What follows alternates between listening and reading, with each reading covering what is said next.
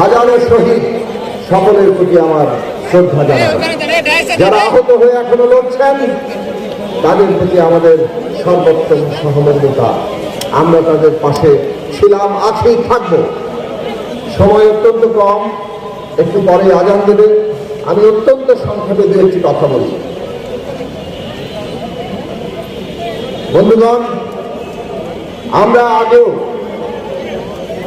গত 15 বছর যেমন তেমনি জনসংহতি আন্দোলনের প্রতিষ্ঠা বার্ষিকী থেকে আমরা বাংলাদেশের রাষ্ট্রের গণতান্ত্রিক রূপান্তরের জন্য লড়াই করেছি এবং সুনির্দিষ্টভাবে সংস্কার, রাষ্ট্রের রূপান্তর তার কর্মসূচি হাজির করেছে এবং সেই ধারাবাহিকতায় বিএনপির সাথে আমরা আমাদের দল গণতন্ত্র মঞ্চ সহ 39টি দল 31 দফা সংস্কার, মেরামত, রূপান্তরের কর্মসূচি নিয়ে যুগপৎ আন্দোলন করেছি।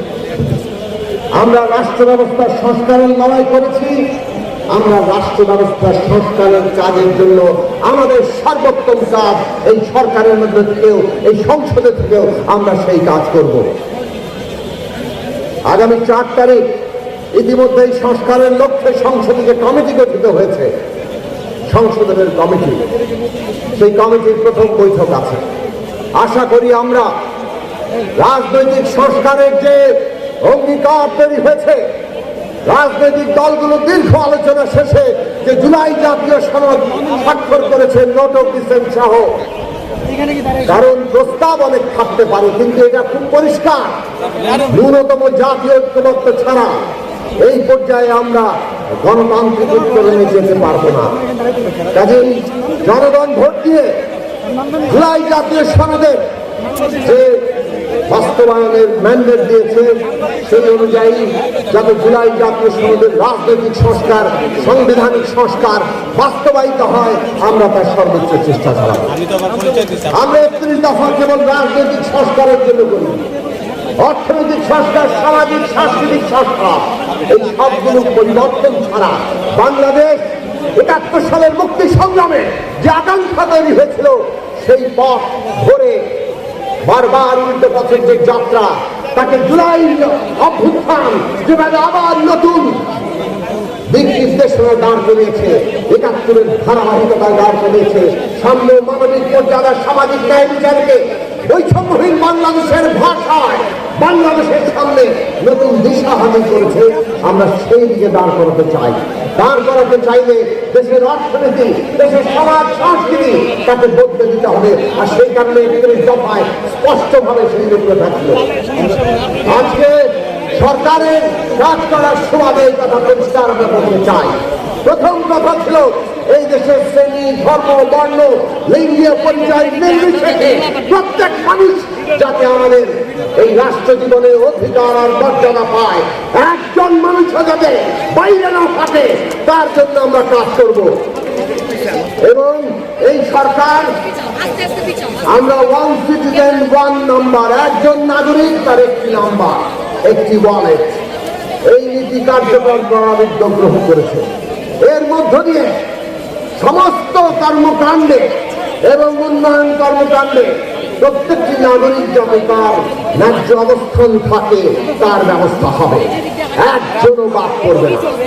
আমরা সোশ্যাল, সামাজিক নিরাপত্তা খাতে, সামাজিক সুরক্ষা খাতে বরাদ্দের জন্য বারবার কথা বলেছি। এই বর্তমান সরকারে সামাজিক সুরক্ষা খাতকে অন্যতম প্রায় প্রধান নীতি হিসাবে নেওয়া হয়েছে। একটা অর্থনৈতিক সংকটকাল, ভঙ্গুর অর্থনীতি, তাকে মোকাবেলা করার জন্য জনগণ যাতে স্বস্তিতে থাকে, একই সাথে সাধারণ মানুষের হাতে যাতে অর্থ যায়, বাংলাদেশের অর্থনৈতিক উন্নতিতে সাধারণ মানুষের তৎপরতা যাতে প্রধান নিয়ামক হয়ে উঠে, তার জন্য সামাজিক সুরক্ষা খাতকেই প্রধান ব্যবস্থা নেওয়া হয়েছে। আমরা বলেছিলাম শিক্ষা, স্বাস্থ্যে জিডিপির 5 ভাগ বরাদ্দ দেওয়া হবে। এই প্রথম বছরেই শিক্ষায় জিডিপির 2 ভাগ, স্বাস্থ্যে 1 ভাগ বরাদ্দ রেখে আগামী 5 বছরের মধ্যে পর্যায়ক্রমে সেই লক্ষ্য অর্জন করার জন্য উদ্যোগ গ্রহণ করা হয়েছে। আমরা বলেছিলাম আমাদের তরুণদের জন্য বাংলাদেশের ভবিষ্যৎ রচনা করা হবে, যে তরুণরা রক্ত দিয়ে আমাদের জনগোষ্ঠীকে নতুন আশায় সঞ্চারিত করেছেন। তাদের জন্য মানসম্পন্ন শিক্ষা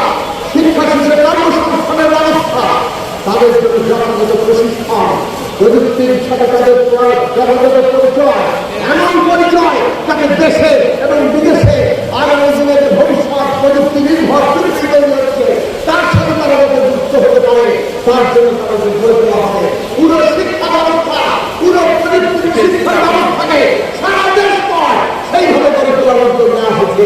অচিরেই সেটা কার্যকর হবে, ইতিমধ্যে সেটা কার্যকর হবে। আমরা বলেছিলাম দেশের বিনিয়োগ নির্ভর উৎপাদনমুখী এবং কর্মসংস্থানমুখী একটা অর্থনৈতিক ব্যবস্থা করতে হবে। তার জন্য দেশের প্রথম কাজ হচ্ছে জ্বালানি নিরাপত্তা তৈরি করা। আমদানি নির্ভর জ্বালানি পরিবর্তে একটা আত্মনির্ভর জ্বালানি ভিত্তি তৈরি করা হচ্ছে। আমরা প্রমাণযোগ্য জ্বালানিতে দিয়েছি। আমরা বাংলাদেশের গ্যাস ক্ষেত্র যাতে সম্পূর্ণভাবে আমাদের অনুসন্ধান করে আমাদের গ্যাস বিতরণ করতে পারে তার উদ্যোগ নেওয়া হচ্ছে। বাংলাদেশে জ্বালানির যে মজুদ সেটা 3 মাসের প্রথম হবে এবং পরবর্তীতে 6 মাসে নেওয়া হবে তার উদ্যোগ গ্রহণ করা হচ্ছে। সুতরাং জ্বালানির প্রথম কাজ। দ্বিতীয় কাজ হচ্ছে আর্থিক কাজ, ব্যাংক, ক্যাপিটাল মার্কেট। এই দেশের সাধারণ আর্থিক কাজকে পর্যদস্ত করে লুটের পুঁতে খেয়ে ওই ফ্যাসিস্টরা তারা 28,000 কোটি টাকা পাচার করে দিয়েছিল। পুরো আর্থিক টাকা শৃঙ্খলায় এই দেশে এমনভাবে বিনিয়োগের উপযোগী আর্থিক নীতি এবং আমাদের কর নীতি সেভাবে তৈরি করা হচ্ছে যাতে করে এই দেশের শিল্প উৎপাদন তারা সুরক্ষা পায়। বন্ধুরা আমার, একই সাথে ব্যবসা বাণিজ্য যাতে সহজ হয়, ব্যবসা বাণিজ্য যাতে কম সাশ্রয়ী হয় তার জন্য উদ্যোগ গ্রহণ করা হয়েছে। আমরা পরিষ্কারভাবে বলেছিলাম সমস্ত উন্নতি প্রাণ প্রকৃতি পরিবেশ রক্ষা করে আমাদেরকে এগোতে হবে। তার জন্য সরকার উদ্যোগ দিচ্ছে। সারা দেশের পানি ব্যবস্থাপনা, খাল নদী, আমাদের নদীর পানির ন্যায্য হিস্সা আমরা আদায় করার লক্ষ্যেই সমস্ত নীতি গ্রহণ করার জন্য আমরা সচেষ্ট আছি। বন্ধুরা আমার, সমস্ত প্রতিষ্ঠান ধ্বংস করে দেওয়া হয়েছিল। রাজনৈতিক সংস্কারের সাথে সাথে আর্থিক প্রতিষ্ঠান, সামাজিক প্রতিষ্ঠান সবকিছু আবার প্রাতিষ্ঠানিকভাবে গড়ে তোলার জন্য আমরা চেষ্টা করছি। একই সাথে সমাজে বিভাজন তৈরি করে ওই জাতিবাদী ফ্যাসিস্টরা আজকে আমরা দেখেছি কিভাবে মানুষকে বিভক্ত করেছে। সমাজ সংস্কৃতিকে ঐক্যের জায়গায় দাঁড় করাতে হবে। সরকার সেই উদ্যোগ গ্রহণ করছে। এই লড়াই, এই উদ্যোগ যতক্ষণ চলবে জনসংহতি আন্দোলন তার সাথে আছে। আমরা পরিষ্কারভাবে বলেছি জনগণের দাবি, জনগণের আকাঙ্ক্ষা আমাদের রাজনীতির প্রধান নিয়ামক। এই আকাঙ্ক্ষার উপর দাঁড়িয়েই আমরা আমাদের অবস্থান নির্ধারণ করব। আগামী দিনে বাংলার মানুষ, বাংলাদেশের মানুষ সেই দিকে দেখবে এবং বাংলাদেশের মানুষের লড়াইয়ের সাথে আমরা আছি। কিন্তু আমরা দেখছি জাতিবাদী ফাঁসিবাদকে তাড়িয়েছে, কিন্তু আরেকটা নতুন ফাঁসিবাদ যারা ধর্মের বয়ান দিয়ে, নিজস্ব বয়ান দিয়ে মানুষে বিভাজন তৈরি করতে চায়। তারা মানুষকে উত্তেজিত করে পানি ঘোলা করতে চাইছে।